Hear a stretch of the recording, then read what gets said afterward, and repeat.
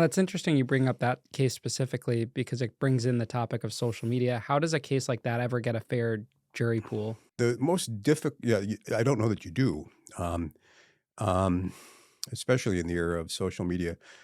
Uh, I handled one of the January 6th insurrection trials involving Joe Biggs and the Proud Boys.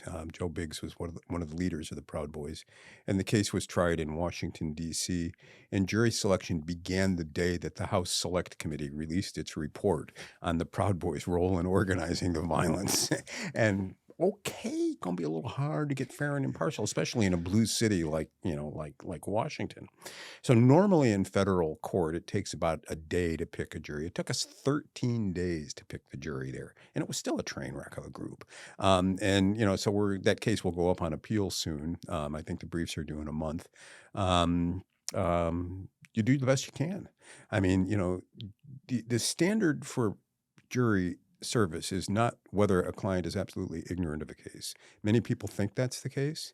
It used to be the case in Old England and early modern England when juries arose that you picked people who knew about the folks because they'd know their character. And so the notion that somehow we pick ignorance as the standard is just flat out wrong. The standard is knowing what you think you know. Can you put that aside and decide the case based solely on the evidence? Some people can, some people can't. Um, I don't know. I think there are cases where you can't get a fair trial.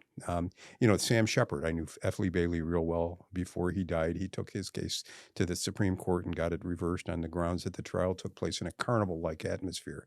That's likely to be the case in the Mangione case as well. When a judge tells the jury, don't look up anything related to the case over the weekend or when they leave the chambers, do you think that's actually a thing?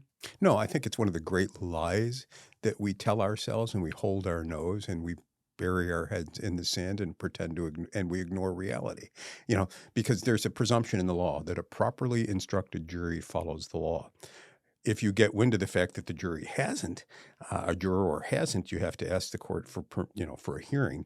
And then under the federal rules of evidence, Rule 606, it's not 666, it could have been, but under Rule 606, you can't ask a juror ever about deliberations. And so, the court goes out of its way to create this fiction that a properly instructed jury follows the law and then does everything within its power to ignore dealing with reality when reality rears its ugly head.